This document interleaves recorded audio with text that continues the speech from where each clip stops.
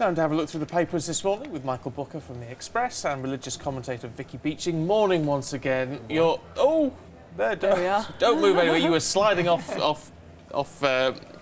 shot there, Vicky. Disaster. Not your fault. So sit still. Stop moving. Snuggle up. Snuggle up to me. I don't, there won't be any arguments from Charlie, I don't think. Michael, I beg your pardon. We'll start, Michael, with the Telegraph, should we? Yes. Before I get completely baffled by all this. Speeding points, because they are controversial, as we know at the minute.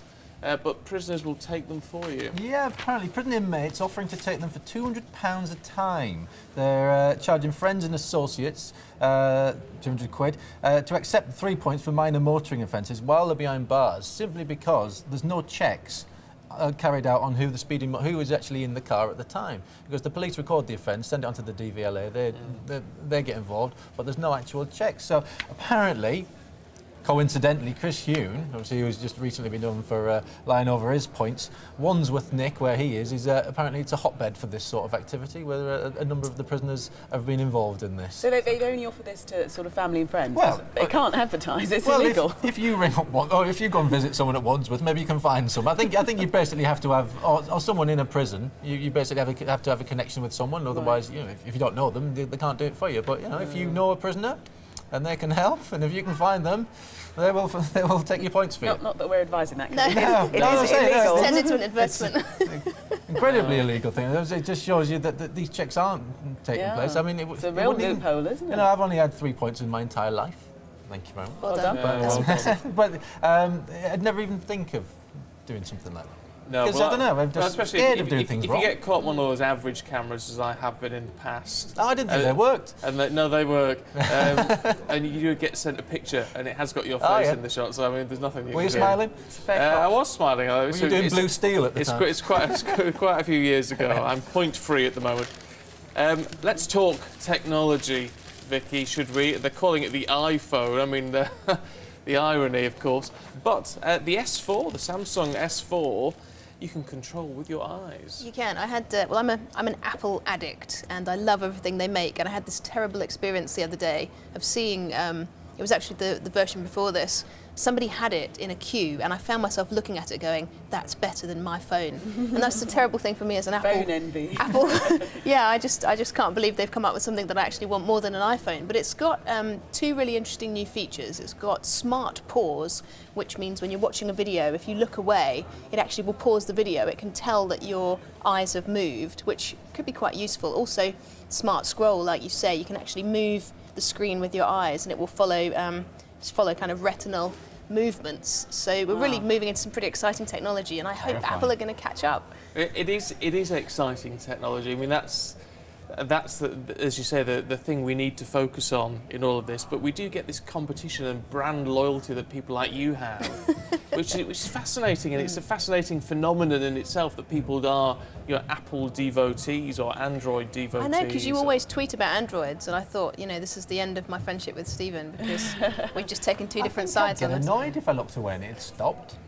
Have you ever looked away from a screen, and you know, when you're watching TV, you look away, you don't want it to stop. Yeah, but then you can hear it. And can it read through glasses? This is sinister. What about people who wear glasses? Will it work? Good, I don't know. Or contact lenses?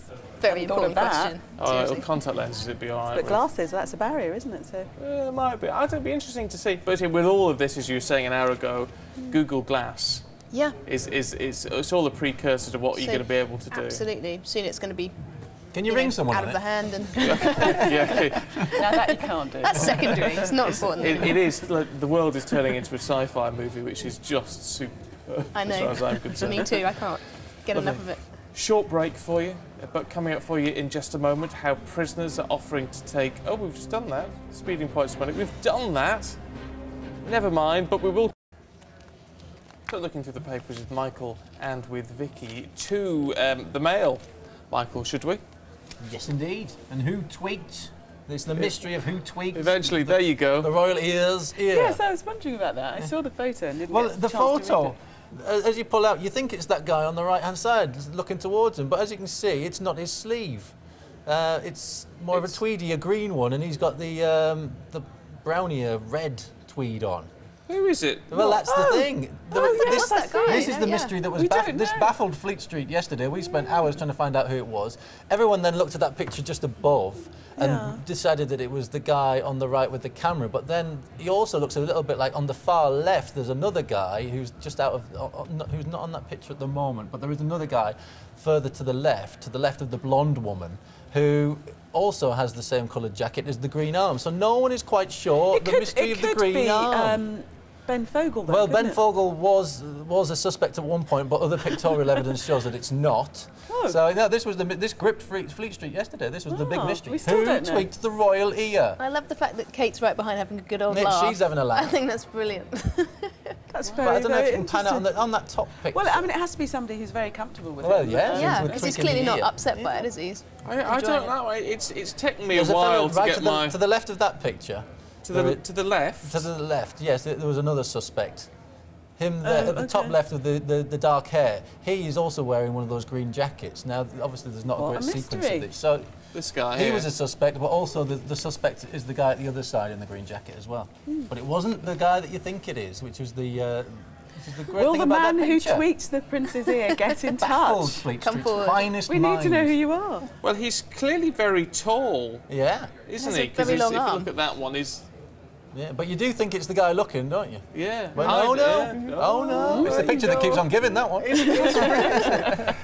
Real mystery. I need to know now. You've thrown me now. Let's talk about Hoovers. Oh yes, always a good way to start. Hoover, this is the brilliant Hoover. This is Gwen and Derek Trickett's Hoover. They've been married since they got together in 1957, set up home in Worsborough near Barnsley. They've been using this blue and grey upright ever since. It cost them £20. She uses it twice a week. He uses it once a week when it's his turn, which is all very sweet. He's 81 now. She's only ever changed the bag once. It's the brilliant Hoover. Costed 20 quid back then, but it's priceless to them. And did you know, interesting fact, that the average person will hoover the area of the Isle of Wight in their lifetime? Really? It is true. I saw that the other Not day. Stephen, though. He doesn't do things like hoovering. No, thank you. Moving on to apostrophes in the street signs.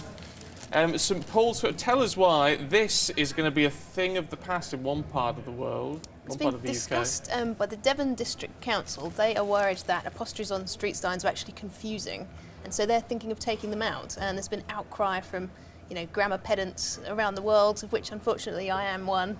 I just think it's really important, especially for young people, to see things written correctly. And there have been some conversations as well in other parts of England about taking apostrophes off school signs as well, which to me seems a little crazy, because why would In what way is it confusing? Well, I don't know. if you don't understand grammar.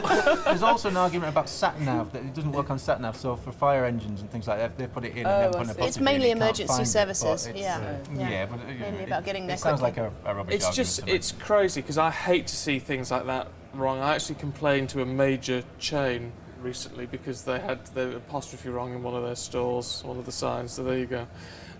Let's finish off with the surfing pig. Should we? This is yours, Vicky, I I think, love isn't it? this. It's an example of the interesting things that go viral. So this has gone viral on YouTube. It's a surfer who took in a little pig. He was the runt of the litter. Took him in when he was 3 weeks old, and he's taught his pig named Zorro to surf on a surfboard, and it said that he likes hogging the limelight. So very, very sweet story. Love it, love it. Thank you both very much. It's been great to see you this morning. Could be one of your sports stories, Charlie. It could well be. But actually, right now, we've got the small matter of the Six Nations to consider. The Mirror has this headline: "Beware dirty tricks." Chris Robshaw, the England captain, insists they are prepared for anything before their Grand Slam match against Wales. Sounds very sinister, doesn't it? They are apparently ready for a marching band to come through their warm-up area and disrupt things. Charlie, thank you. Let's get a check on the weather for you today. Here's now.